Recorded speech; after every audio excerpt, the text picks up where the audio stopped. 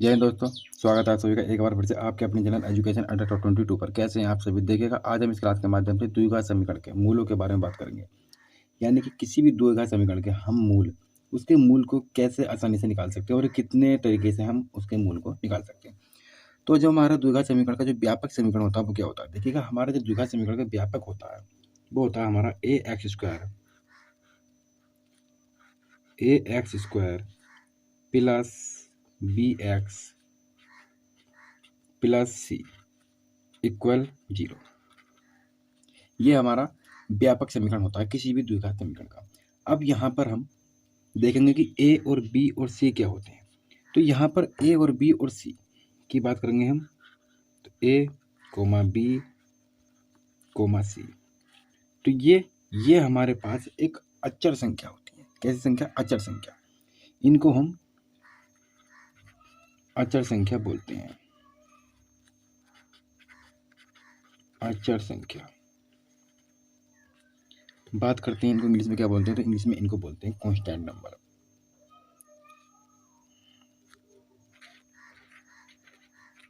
Constant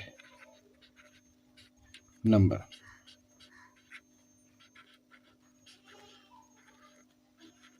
constant number हम इनको बोल देते हैं। अच्छा, बात अब ये आती है कि अचर संख्या होती क्या है। तो अचर संख्या उन संख्या को कहते हैं जिनका मान हम अपनी मर्जी से नहीं बदल सकते, जिनका मान स्थिर होता है, जिनका मान परमानेंटली जो है यानी कि बदल नहीं सकते हम। जैसे कि मान के चलिए हमारे पास संख्या है 1। तो क्या आप 1 को बदल सकते हैं? क्या आप 1 की जगह 2 मान सकते हैं? नहीं मान सकते। इसलिए ये क्या हो जाएगी, हमारे पास एक अचर संख्या हो जाएगी। मान लेते हैं 100। क्या इसके बराबर हम कुछ मान सकते हैं? जैसे कि 100 बराबर मान के चलिए 50 मान लीजिए, तो क्या नहीं मान सकते हैं? नहीं मान सकते।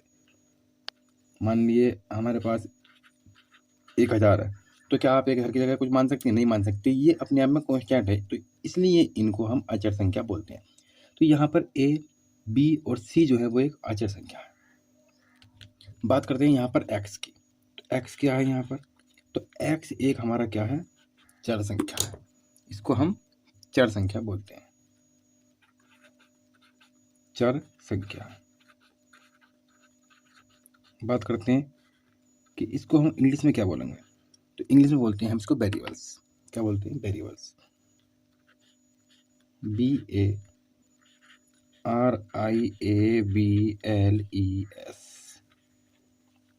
वेरिएबल्स इनको हम बोल देते हैं। ओके।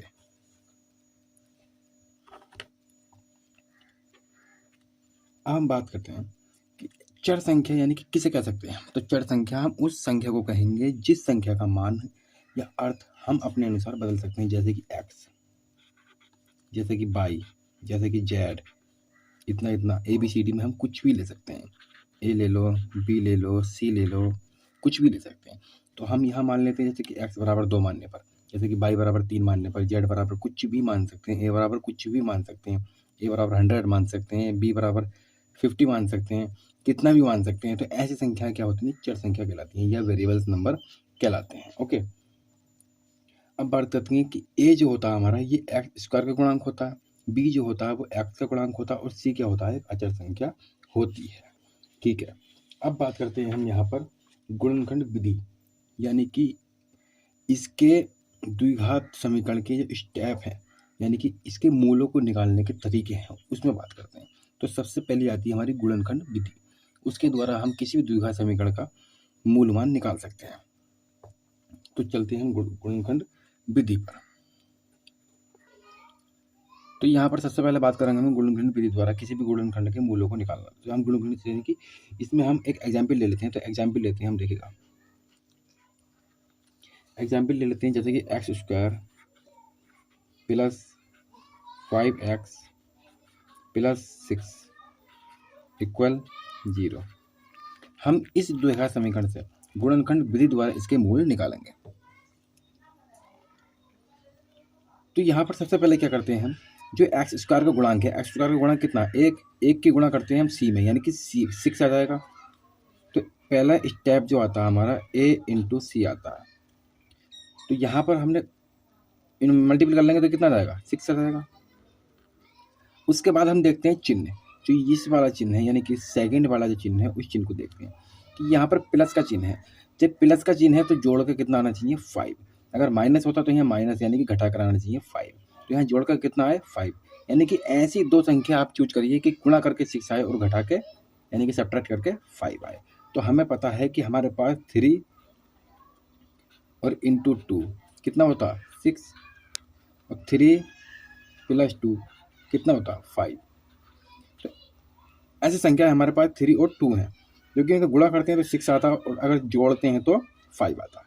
तो करते हैं इसमें हम पुट, देखिएगा x² प्लस यहाँ हमारा 5 है तो 5 को आप 2 या +3 यानी कि 3 + 2 में तोड़ देंगे, बाकी x ऐसे ही रहेगा और प्लस के 6 ऐसे ही रहेगा बराबर 0। अब हम क्या करेंगे इसको x² प्लस यहाँ पर 3x हो जाएगा और प्लस यहाँ पर 2x हो जाएगा। x की एंट्री हम अंदर कर देंगे जो कि मल्टीपल हो जाएगा दोनों में, और प्लस में 6 आ जाएगा इक्वल 0। यहाँ से हम x कॉमन ले लेंगे तो यहाँ से x + 3 आ जाएगा, फिर यहाँ से 2 कॉमन ले लेंगे तो यहाँ से फिर x + 3 आ जाएगा और इक्वल आ जाएगा हमारा 0। यहाँ से x + 3 क्या आएगा कॉमन आ जाएगा और यहाँ से x + 2 हमारा बच जाएगा और इक्वल हो जाएगा 0। अब यहाँ से हम क्या करेंगे इम्प्लाई लगाएंगे, इम्प्लाई लगाया हमने और यहाँ पर x + 3 लिया बराबर 0 कर लेंगे तो x का मान जो हो जाएगा हमारे पास कितना आ जाएगा -3। अब हम दोबारा अगेन क्या करेंगे x + 2 इक्वल 0 लेंगे तो यहाँ से जो x का मान आ जाएगा हमारे पास -2 आ जाएगा। तो यहाँ हमने देखा कि x के मान क्या क्या आ गए हमारे पास, तो x बराबर हमारे पास -3, -2 आ जाते हैं। तो ये हमारा गुणनखंड विधि द्वारा हम मूलों को निकाल सकते हैं, यानी कि इसके मूल कितने हैं 2, -3 और -2। चलिए अब चलते हैं हम श्री धराचार्य द्वारा इस गुण यानी कि गुणनखंड का द्विघात समीकरण का मूल निकालते हैं, ठीक है। तो यहाँ बात करते हैं हम नंबर 2 पर। नंबर 2 में है श्री धराचार्य सूत्र द्वारा, यानी कि इसके द्वारा किसी द्विघात समीकरण का यानी कि मूलों को हम कैसे निकालेंगे। तो देखिएगा यहाँ पर पहले हम क्या करते हैं द्विघात समीकरण ले लेते हैं। तो द्विघात समीकरण हमारे पास मान के चलिए वही ले लेते हैं हम x² + 5x + 6 इक्वल 0। अब हम सबसे पहले क्या करेंगे यहाँ पर व्यापक समीकरण लेंगे हम। व्यापक समीकरण हमारे पास हो जाती है ax² + bx + c इक्वल 0। अब हम यहाँ पर इनके मान निकालेंगे, यानी कि a बराबर कितना आ जाएगा, तो a बराबर आ जाएगा हमारे पास 1, b बराबर आ जाएगा हमारे पास 5 और c बराबर आ जाएगा हमारे पास 6। अब जो हमारा श्री धराचार्य जी का जो सूत्र होता है वो क्या होता है, तो श्री धराचार्य जी का सूत्र होता है हमारे पास x बराबर -b plus minus √ b² -4ac divide 2a। यहाँ पर हम मान रखकर इसका मूल निकाल सकते हैं। देखिएगा कैसे,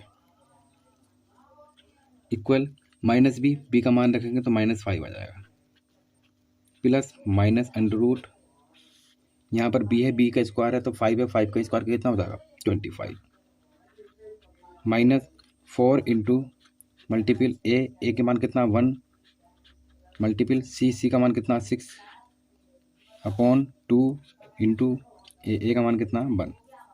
जब हम इसको सिंप्लीफाई करेंगे तो कितना आ जाएगा -5 प्लस माइनस और यहाँ से हमारे पास कितना आ जाएगा 1 और /2। एक कैसा आएगा, क्योंकि 25 में से 24 घट जाएगा यानी कि सब्ट्रैक्ट हो जाएगा, क्योंकि 6 चौक कितना होता है 24 होता है, एक घट जाएगा तो कितना 1 और 1 पर √ होता तो 1 ही आ जाता। अब यहाँ से हम क्या करेंगे प्लस लेने पर, यहाँ पर 2 निशान है, एक साइन हमारा प्लस का और एक साइन माइनस का। तो सबसे पहले हम क्या करेंगे प्लस लेंगे। जब हम यहाँ पर प्लस लेंगे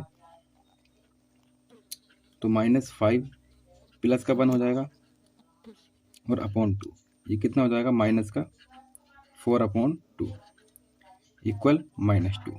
अब क्या करेंगे हम माइनस लेंगे, यानी कि माइनस लेने पर, तो माइनस लेने पर क्या होगा, माइनस लेने पर देखिएगा माइनस के 5 है और माइनस के क्या हो जाएगा 1 और /2 इक्वल -6/2 2 इक्वल -3।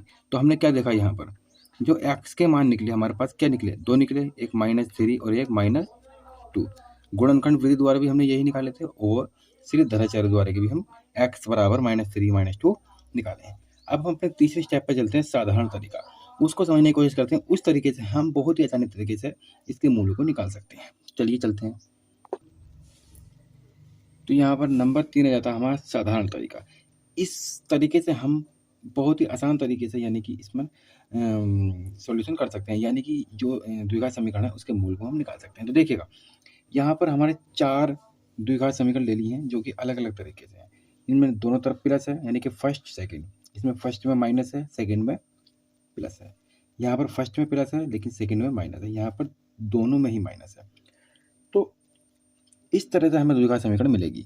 तो इनमें हमें चारों द्विघात समीकरण में हमें अलग अलग नियम लगाना पड़ेगा। अगर आपको sin 1 sin 2 में अगर प्लस दिखाई देता है तो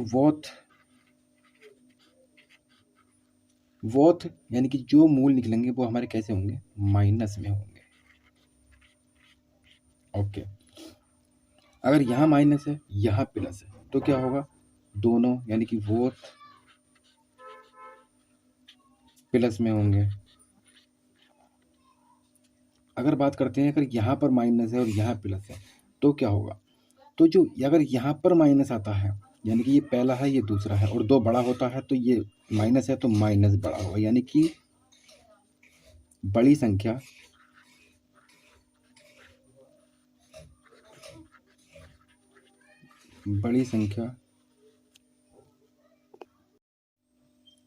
तो यहाँ पर अगर माइनस होता है तो बड़ी संख्या क्या होगी, माइनस की होगी, और जो छोटी संख्या होगी,